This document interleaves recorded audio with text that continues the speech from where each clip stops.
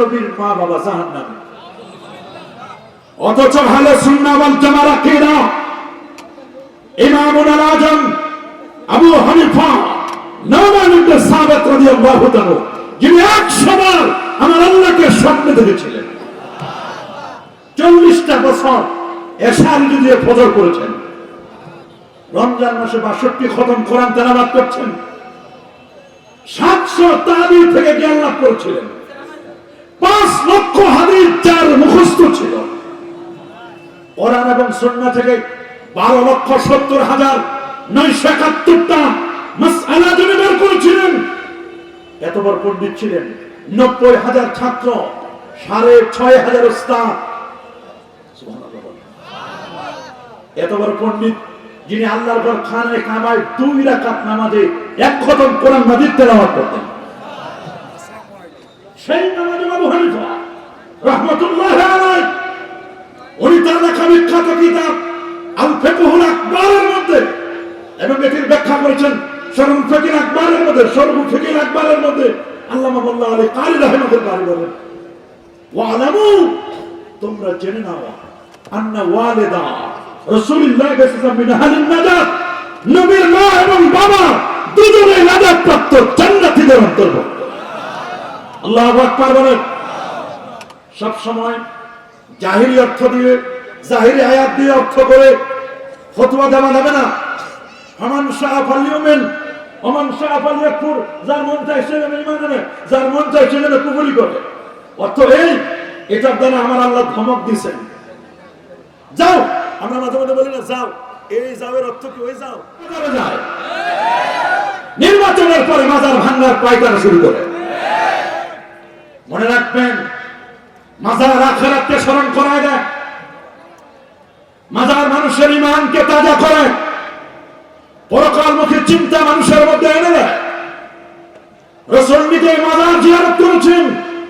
আমার রাসূল বলেন, কুনতু নাহাইতুকুম আন জিয়ারাতিল কুবুর, আমি তোমাদেরকে এককালে কবর জিয়ারত করতে নিষেধ করতাম। আন ফাজুরুহা, তোমরা এখন কবর জিয়ারত করো। ফাইন্নাহা তুযাক্কিরুল মাউত, ওরে কবর জিয়ারত মৃত্যুর কথা স্মরণ করে দেয়। তুযাক্কিরুল আখিরা, আখিরাতের স্মরণিত হয়। ওয়া তুজাহিদু আনিদ দুনিয়া, লোকটি দুনিয়া থেকে বিমুখ হয়ে আল্লাহর দিকে মনোনিবেশ করে। সহিহ মুসলিমের রওয়ায়াত, ইন্না রাসূলুল্লাহ সাল্লাল্লাহু আলাইহি ওয়াসাল্লাম সারা কবর উম্মি, আমার রাসূল নিজেই তার আম্মা জানের কবর জিয়ারত করেছিলেন। গত 2 দিন আগের ভাইরাল টপিকস বাংলাদেশে কুমিল্লার লাকসামের এক মৌলবী, এই মৌলবী বলেছে আল্লাহর নবীর মা বাবাকে সে নিশ্চিত জাহান্নামে বলেছে। আর ওদের বলে নাউযুবিল্লাহ। সে সহিহ মুসলিমের একটা হাদিসকে কোট করে, মৌলবী হাদিসের জাহিরি অর্থে কখনো ফতোয়া হয় না, সব সময় কোরআন হাদিস দিয়ে দলিল দিয়ে ফতোয়া হয় না। কোরআন হাদিসের ফিকহুল কোরআন, ফিকহুল হাদিস, কোরআনের ফিকহ বুঝতে হয়। কোরআনের ফিকহ যেমন আছে, হাদিসের ফিকহ আছে। কোরআন এবং হাদিস দিয়ে জাহিরি অর্থে যদি ফতোয়া দাও, মানুষ গোমরাহ হয়ে যাবে। কি হয়ে যাবে? বসেন আপনারা, সবাই বসেন না। উনি অনেক দূর থেকে আসছে, ব্রাহ্মণবাড়িয়া থেকে উনি ক্যামেরা করার জন্য আসছে। আলহামদুলিল্লাহ বলেন, আমাদের এলাকার মানুষকে দেখার জন্য। এখান থেকে প্রায় 600-700 কিলোমিটার দূরে, আপনি চিন্তা করতে পারেন, এত দূর থেকে শুধু মাহফিলে ক্যামেরা করার জন্য আসছে। গভীর মনোযোগ। জাহিরি হাদিস দিয়ে অর্থ করা যায় না, ফিকহ ফতোয়া দেওয়া যায় না। কোরআনের জাহিরি অর্থ দিয়ে ফতোয়া হয় না। যেমন আমি আপনাদেরকে বলি, যারা মাদ্রাসার ছাত্র আছেন, স্টুডেন্ট আছেন, তারা ভালো করে বুঝবেন, আলেম ওলামারাও বুঝবেন। আল্লাহ কোরআনে বলেছেন, ইয়া আইয়ুহাল্লাযীনা আমানু, হে ইমানদার বান্দাগণ, ইজা মানে যখন, কুমতুম মানে দাঁড়াবে, ইলা সালাত বা নামাজে, যখন তোমরা নামাজে দাঁড়াবে, ফাগসিলু, এটা জমা, তোমরা ধৌত করো, উজুহাকুম, তোমাদের চেহারা সমূহ। আপনারা বলেন এটা হলো আয়াতের শাব্দিক অর্থ। এই আয়াত দিয়ে যদি আমরা নামাজের দাঁড়াই, একজনও নামাজের আগে উজু করা লাগবে না। আল্লাহ কোরআনে বলেছেন, যখন তোমরা নামাজে দাঁড়াবে, তখন একদল মানুষ 50 জন মানুষ দাঁড়াবে, 50 জন মানুষ এসে তাদের চেহারাগুলো ধৌত করে দিবে, তারপর আল্লাহু আকবার নামাজ শুরু করবে। বলেন আপনারা এই আয়াতের অর্থ যদি আমরা এই করি, একজনের নামাজ হবে? আমরা কি এরকম করি? আয়াতটা আমল করি? সমস্ত তাফসীরের কিতাবের মধ্যে লেখা আছে ইজা কুনতুম ইলাস সালাহ, মানে ইজা আরাদতুমুল কিয়াম ইলাস সালাহ, এর মুফতি সাহেব হুজুর আছেন, আলেম আছেন, যখন নামাজে দাঁড়ানোর ইচ্ছে পোষণ করবে তখন তুমি ওযু করো। আবার ফাগসিলু, এটাও জানা, ওযু হাকুম, এটাও জানা। তার মানে 20 জন মিলে চেহারা ধৌত করে দিবে তা নয়। জমার মোকাবেলায় যখন জমা আসে, প্লুরালের মোকাবেলায় যখন প্লুরাল আসে, তখন এটা 1 বছরের অর্থ দেয়। এই ফতোয়া জানতে হবে। তাহলে কোরআনের অর্থ শুধু শাব্দিক অর্থ করলে গোমরাহ হয়ে যাবে। বলেন না, কি হয়ে যাবে? কোরআনে আল্লাহ বলেছেন হুররিমাত আলাইকুম উম্মাহাতুকুম, তোমাদের মা সমূহ তোমাদের উপর হারাম করা হয়েছে। যদি জিজ্ঞেস করেন কি হারাম করা হয়েছে, তাহলে মা সমূহকে কেন? মার সাথে কথা বলা হারাম, মার সাথে চলা হারাম, মার সাথে খাওয়া হারাম, মার সাথে বসা হারাম। আপনার তাফসীর জানতে হবে, হাদিসের অর্থ নিতে হবে। হুররিমাত আলাইকুম উম্মাহাতুকুম মানে কি? আই নিকাহ উম্মাহাত, নিকাহ উম্মাহাতুকুম, তোমাদের মা সমূহকে বিবাহ করা হারাম করা হয়েছে। শাব্দিক অর্থ বললে তো আপনার ঈমান হারা হয়ে যাবে। আসেন এবার হাদিসের দিকে যদি আপনি যান, হাদিসের মধ্যে আসছে ইজা আতাইতুমুল গায়তা, নবীজি বলেছেন তোমরা যখন বাথরুমে যাবে, লা তাস্তাকবিলুল কিবলাতা ওয়া লা তাস্তাকবিরুহা, তোমরা কিবলাকে সামনে রেখেও বাথরুম করো না, কিবলাকে পিছনে রেখেও বাথরুম করবে না। ওয়ালাকিন শাররিকু আও গাররিবু, সহিহ বুখারীর হাদিস, তোমরা পূর্ব দিকে প্রস্রাব করো, না হয় পশ্চিম দিকে প্রস্রাব করো। আপনারা বলেন এই হাদিসের অর্থ যদি আমরা করি আর আমাদের বাথরুম গুলো যদি পূর্ব পশ্চিমে বানাই, প্রতিদিন যতবার বাথরুমে যাবেন ততবার কবিরা গুনাহ হবে। বলেন হাদিসের অর্থ যদি এইরকম কোন হুজুর করে, আর যদি উনি যদি প্রেক্ষাপট না জানে, হাদিসের ফিকহ যদি না বুঝে, তাহলে তো সব গুমরাহ। সব কি? এই জন্য কোরআন হাদিসের সরাসরি ফতোয়া হয় না, এখান থেকে ফিকহ বুঝতে ফতোয়া হয়।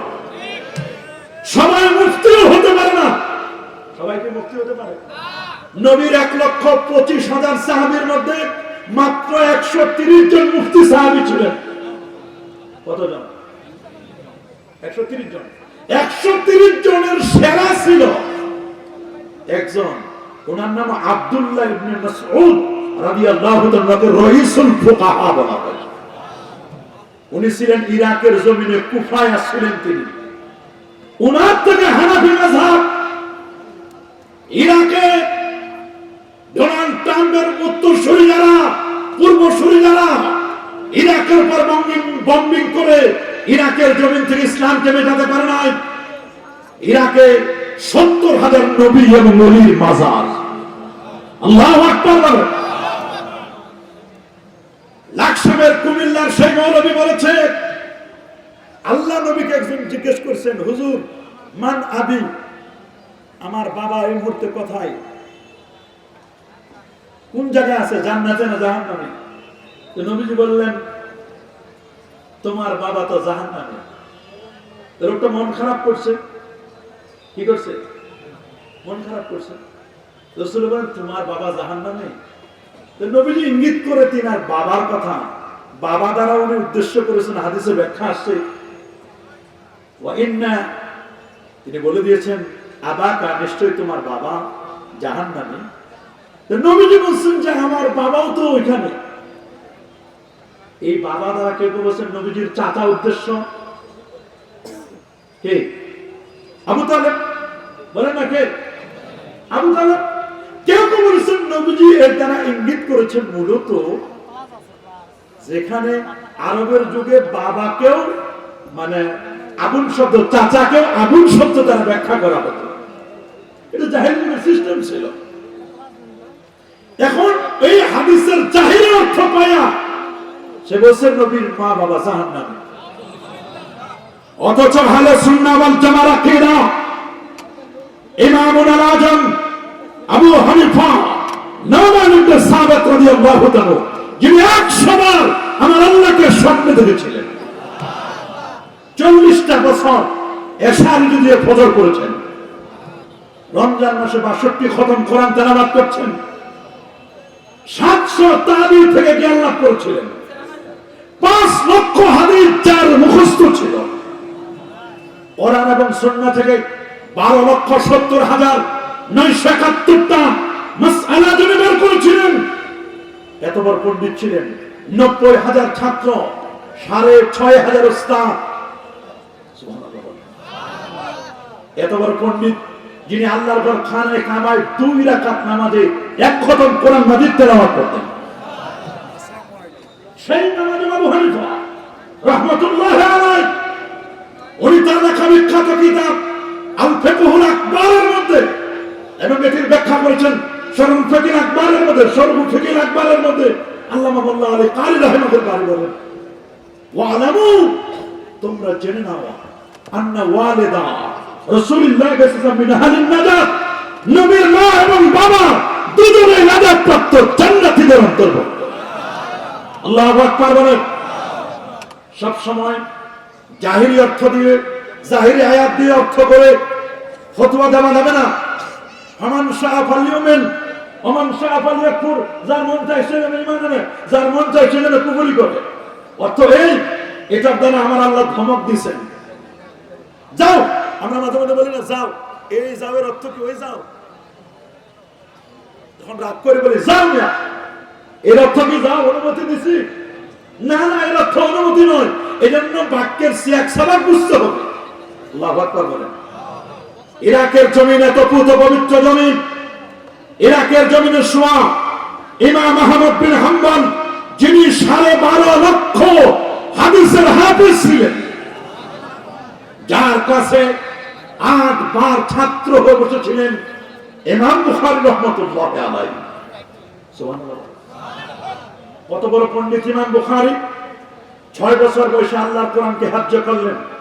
কয় বছর বয়সে? ওনার বয়স যখন 6 বছর, আল্লাহর কোরআনটাকে হিফজ করলেন তিনি 30 পারা কোরআন। 6 বছর বয়সে রাতের বেলায় স্বপ্ন দেখলেন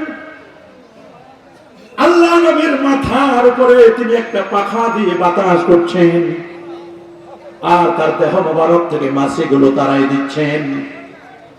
রাতের বেলায় স্বপ্ন দেখলেন, সকালবেলা তার ওস্তাদ ইসহাক ইবনে রাহুয়ার কাছে বলেন, ওস্তাদ জি, আমি রাতের বেলা কি স্বপ্ন দেখলাম, আমার স্বপ্নের ব্যাখ্যাটা কি হবে আমি একটু আপনার কাছে জানতে চাই। ওস্তাদ বললেন, শোনো, তুমি রাতের বেলায় স্বপ্ন দেখেছো, এই পৃথিবীর একটি স্বপ্ন কখনো বাস্তব হয় না, বাস্তব স্বপ্ন হয়। সেই স্বপ্নটা হলো যারা আল্লাহ নবীকে স্বপ্ন দেখে, কিতাবুত তাফসীর সহিহুল বুখারী, মান রাআনি ফিল মানামি ফাকাদ রাআনি হাক্কা লিআন্না শাইতানা লা ইয়াতামাসসালু বি, যারা আমাকে স্বপ্ন দেখবে এই লোকটি সত্যি সত্যি আমাকে স্বপ্ন দেখে। আমার আকৃতি কখনো শয়তান নিতে পারে না, কাবা শরীফের আকৃতি শয়তান নিতে পারে না। আমার নবী স্বপ্ন দেখতেন, সাহাবায়ে কেরাম স্বপ্ন দেখতেন, আমরা স্বপ্ন দেখি কিনা? আপনারা স্বপ্ন দেখেন না? এমন একজন মানুষ মনে হয় পাওয়া যাবে না যিনি জীবনে একটা স্বপ্নও দেখে নাই। কি আমরা স্বপ্ন দেখি কিনা? নবীর তরিকা ছিল, আল্লাহ নবী ফজরের নামাজের পরে সাহাবায়ে কেরামদেরকে জিজ্ঞেস করেন, তোমরা কে কি স্বপ্ন দেখছো? সুবহানাল্লাহ। এটা ছিল নবীর তরিকা। কারণ আর রুইয়া সালেহা, বুখারীর বর্ণনা, নেক স্বপ্ন জুজুন মিন 46 জুজআন মিন আন-নবুওয়া, নবুয়তের 46 ভাগের 1 ভাগ। আল্লাহু আকবার বলে। তার মানে নবীর নবুয়ত 23 বছর, এটা যদি 6 মাস করে ভাগ করে তখন হয় 46। সুবহানাল্লাহ বলে। এটা বুঝতে আবার আরেক মেধা লাগে। আমরা তো ছাত্রদেরকে 15 দিন বুঝানোর পর অনেক ছাত্রদের মেধা এত কমে গেছে, বুঝে না।